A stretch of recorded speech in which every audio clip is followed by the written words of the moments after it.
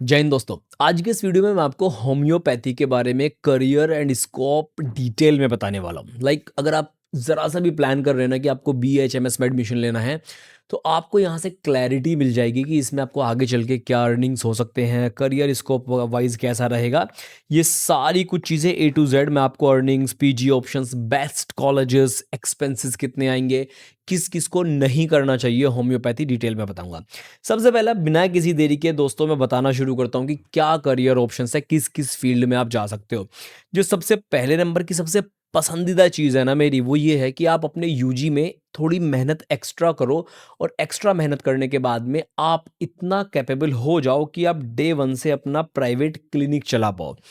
क्योंकि private clinic में ना थोड़ा-सा ट्रस्ट बिल्ड करना इम्पोर्टेंट होता है। आप कितने पुराने डॉक्टर हैं, लोग ये भी देखते हैं। तो जितना जल्दी आप अपना प्राइवेट प्रैक्टिस स्टार्ट करोगे ना, प्राइवेट क्लिनिक पे उतना ज़्यादा बेस्ट होता है आपके फ्यूचर के लिए।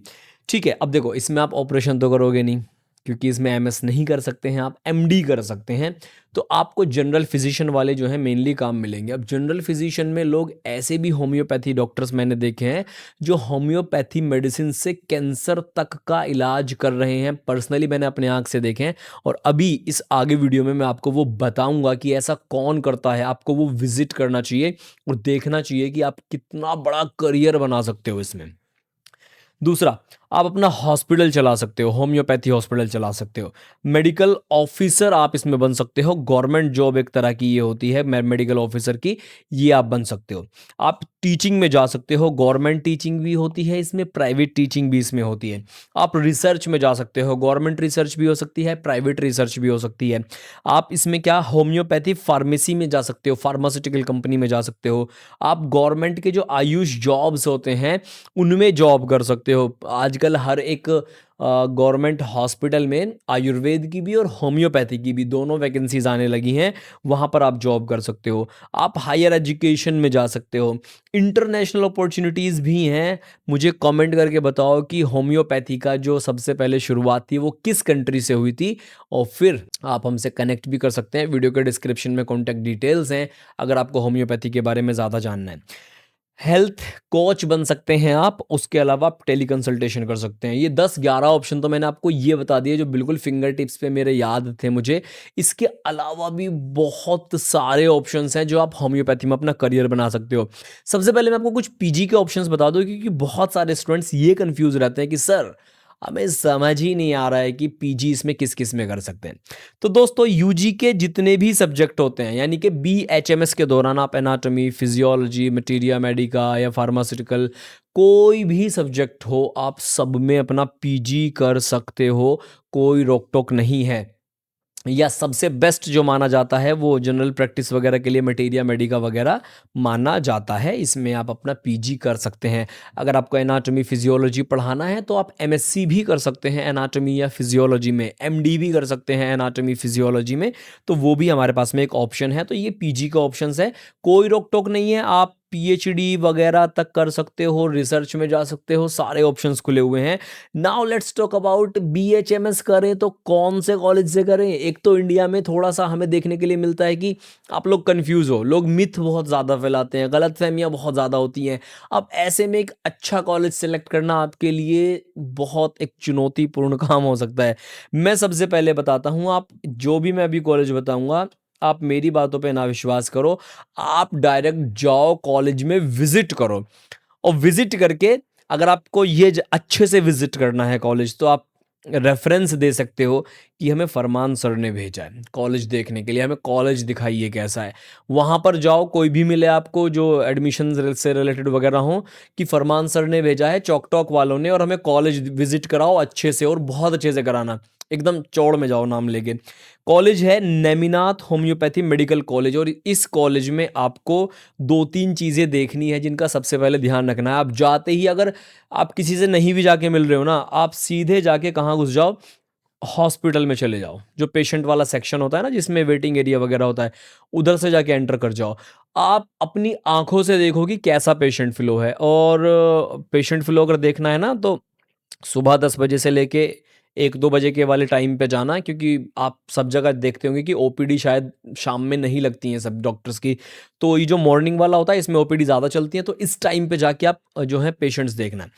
आप पेशेंट फ़्लो देखो, उसके अलावा आप क्या करोगे, एक इम्पॉर्टेंट चीज़ और है जो आईपीडी है, मतलब जिसमें पेशेंट्स भर्ती होते हैं, वहाँ कितने पेशेंट एडमिटेड हैं, आपको वो भी देखना है, और किस बीमारी के पेशेंट हैं आपको वो भी देखना है। किसी से मत पूछो, किसी से मत मिलो, जाके ऐसे कर लो। उसके बाद आप जाके एडमिशन सेल में मिलो, हॉस्पिटल देखने के बाद कि फरमान सर ने भेजा है हमें, क्लासरूम वगैरह दिखाओ कैसे हैं। फिर एकेडमिक्स का आपको आइडिया लग जाएगा क्लासरूम वगैरह देखने के बाद में, आपने कॉलेज विजिट कर लिया। अब एक बात आती है कि सर मैं कितना कमा पाऊंगा होम्योपैथी में, मुझे ये तो बता दो। कहीं ऐसा ना हो कि मैं 15-20 हज़ार में ही सिमट के रह जाऊं, मेरे रास्ते लग जाएं। तो ऐसा तो देखो हम नहीं होने देंगे आपके साथ में।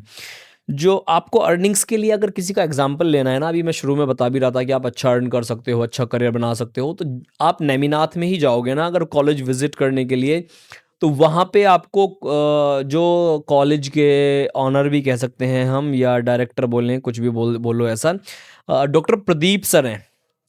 आप उनके बारे में बस सोचना, शायद ऐसे ना मिल पाएँ आपको बिना अपॉइंटमेंट के, क्योंकि बहुत ज़्यादा पेशेंट फ़्लो होता है।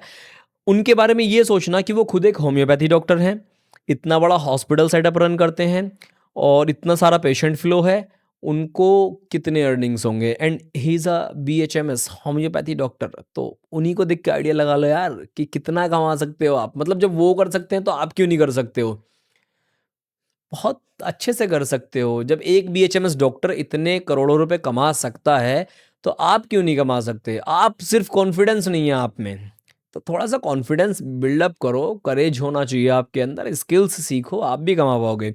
अब बीएचएमएस किसको नहीं लेना चाहिए? ये एक इम्पॉर्टेंट चीज़ है। देखो, जो सिर्फ़ ये चाह रहे हैं कि यार मुझे तो नाम के आगे डॉक्टर लगाना है और फिर मैं उसके बाद क्या करूँगा, एलोपैथी प्रैक्टिस करूँगा। भाई मत करना। एलोपैथी मेडिसिन्स पे जाओगे तो तुम जो है नर्सिंग वर्सिंग करके किसी में जॉब कर लो, किसी हॉस्पिटल में। होम्योपैथी के मेडिसिन्स अलग तरीके से काम करते हैं और उनके रिजल्ट्स भी हैं। तो होम्योपैथी प्रैक्टिस करनी है आपको, अच्छा कमाना है, तभी आप होम्योपैथी में आना, वरना एलोपैथी के नाम पे मत आना। ठीक है? जिनको ट्रेडिशनल सिस्टम ऑफ मेडिसिन में इंटरेस्ट नहीं है, आयुर्वेद, होम्योपैथ, यूनानी, वो इस सब में बिलीव नहीं करते हैं, तो आप लोग थोड़ा-सा दूर रहना, क्योंकि आने के बाद आप डिमोटिवेट हो सकते हैं। उसके बाद जिनको एमबीबीएस का एक सब्स्टिट्यूट ढूँढना है कि क्या कर सकते हैं हम, तो एमबीबीएस के अलावा कि मुझे तो सिर्फ़ एक एमबीबीएस का नहीं मिला ना मुझे एमबीबीएस, तो मुझे उसकी कमी पूरी करनी है। मैं कहता हूँ ठीक है, आप एक बार को ले सकते हो एडमिशन, लेकिन शुरू के 1-2 महीने में ही भैया अपने आप को फ़िगर आउट कर लेना।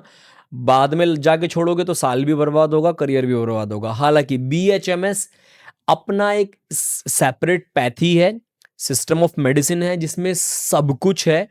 आप उसको एमबीबीएस का सब्स्टिट्यूट समझेंगे तो ये अच्छी चीज़ नहीं है। आप उसको ये समझो कि ये अपने आप में एक मेडिसिन सिस्टम है, तो आपके लिए वो बेस्ट रहेगा। तब आप उसमें अच्छा कर पाओगे, तब आप उसके बारे में अच्छा सोच पाओगे। सिर्फ़ एमबीबीएस का सब्स्टिट्यूट सोच के मत आना, ठीक है? जिनको ये लगता है कि डे 1 से मुझे करोड़ों कमाना है, ऐसा तो एमबीबीएस में भी नहीं मिलेगा आपको। तो अपना थोड़ा-सा थिंकिंग आपको इस चीज़ में सुधारना पड़ेगा। अगर आप किसी भी ट्रेडिशनल सिस्टम ऑफ मेडिसिन में एडमिशन लेने वाले हैं, आपको डे 1 से ये सोचना है कि मुझे अपने स्किल्स सुधारने हैं। कॉन्फिडेंस बिल्डअप होगा फिर आपका, और फिर आप अच्छे अर्निंग्स कर पाओगे। डे 1 से सिर्फ ये सोचोगे कि इधर डिग्री मिले, इधर मेरी करोड़ों की अर्निंग शुरू हो जाए, ये कहीं नहीं होगा। मेहनत करनी पड़ती है भाई, स्किल्स आपके ऊपर डिपेंड करता है कि आपको कितनी नॉलेज है। लास्ट में एक पूरा एक लाइन रोड मैप मैं आपको बता देता हूँ। देखो, आप सबसे पहले क्या करोगे, अपना बीएचएमएस कंप्लीट करोगे, इंटर्नशिप करोगे, आपका रजिस्ट्रेशन होगा। उसके बाद आपको डायरेक्ट बीएचएमएस के बाद प्रैक्टिस कर सकते हो आप। गवर्नमेंट जॉब्स में जा सकते हो, प्राइवेट जॉब्स में जा सकते हो, फार्मास्यूटिकल इंडस्ट्रीज़ में जा सकते हो। फार्मास्यूटिकल इंडस्ट्रीज़ में जैसे कि आपको मैं बताता हूँ, कोई एक मेडिसिन है, बर्बरीज़ करके बहुत फेमस होती है स्टोन वगैरह के लिए, मदर टिंचर वगैरह फॉर्म में आती है। एक मेडिसिन है होम्योपैथी की। अब वो मेडिसिन कहीं तो बन रही होगी ना, कोई तो उसका प्रोडक्शन फैक्ट्री होगा ना जहाँ पर उसका चल रहा होगा, तो वो फार्मास्यूटिकल कंपनी कोई तो होगी ना जो उसे बना रही होगी। उसमें आप एज़ अ ऑफ़िसर वर्क कर सकते हैं। मतलब जो भी इस चीज़ को विजिलेंस करेगा, इसको देखभाल करेगा कि मेडिसिन की क्वालिटी क्या है। Quality control, quality analysis, production manager, आप जो है वहाँ पर फार्मालॉजिकल जो उसका फ़ॉर्मूलेशंस वगैरह होता है, उसको बनाने में, प्रोडक्शन वगैरह में आप लोग जा सकते हैं, वो बहुत अच्छे जॉब्स होते हैं लिटरली। उसके बाद आप क्या कर सकते हैं, बीएचएमएस के बाद हायर एजुकेशन में जा सकते हैं, एमडी कर सकते हैं और उसके बाद एडवांस करियर ऑप्शंस भी आपके सामने खुल जाएँगे। तो ये एक लाइन सिंपल सा रोड मैप था आपका। अगर आपको कोई डाउट्स, क्वेरीज़ हों तो कॉलेज जाओ, विज़िट करो यार, डायरेक्ट अपनी आँखों से जाके देखो, Neminath homeopathy medical college Agra. उसके अलावा कुछ नहीं जा सकते हो, नहीं विज़िट कर सकते हो तो वीडियो के डिस्क्रिप्शन में कॉन्टैक्ट डिटेल्स हैं, हमें कॉन्टैक्ट कर लो या गूगल फॉर्म एक होगा, उसे भर देना, हमारी टीम आपसे खुद कॉन्टैक्ट कर लेगी। आज के वीडियो में इतना ही है। Bye bye everyone, take care.